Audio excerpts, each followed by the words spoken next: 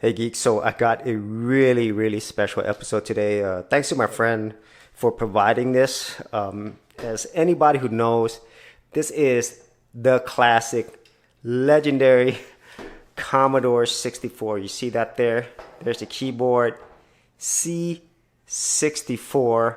As anybody who remembers this era, this, I would say the Commodore was the most popular personal computing system, I would say, in the early to mid 80s. Of course, we had the Apple IIe as well. And the Apple was actually the first, I would say, available personal home computing system. But the Commodore was extremely popular.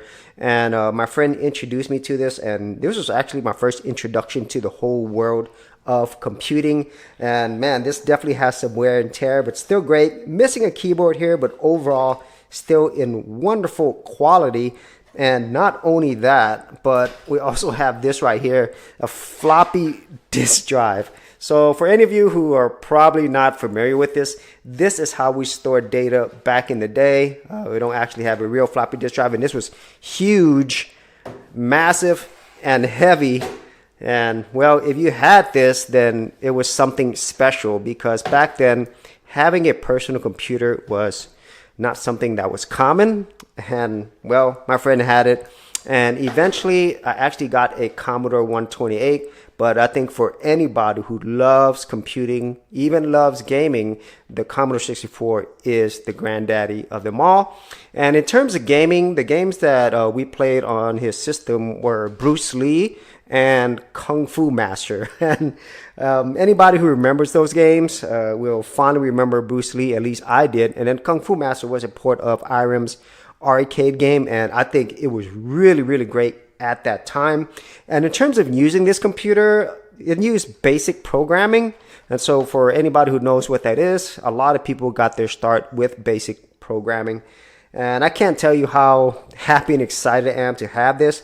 And obviously, if we could have it hooked up to a TV with the correct converters, it'd be great. But just having it here in physical form is absolutely amazing. So just consider that this came out in early 1980s. So at the time of this video, that was like more than 40 years ago, if I'm not mistaken. In 2024 is when we're looking at this Commodore 64. And for any of you out there who remember this, please leave it in the comments area below. What did you think of the Commodore 64 as not only as a computing device, but also as a gaming device? And I have one other special thing that my friend had as well. Another classic device. Check this out. The Sony Walkman mini disc player. Wow. I would say this one for me was something that I didn't even have myself, because it was kind of expensive to get these.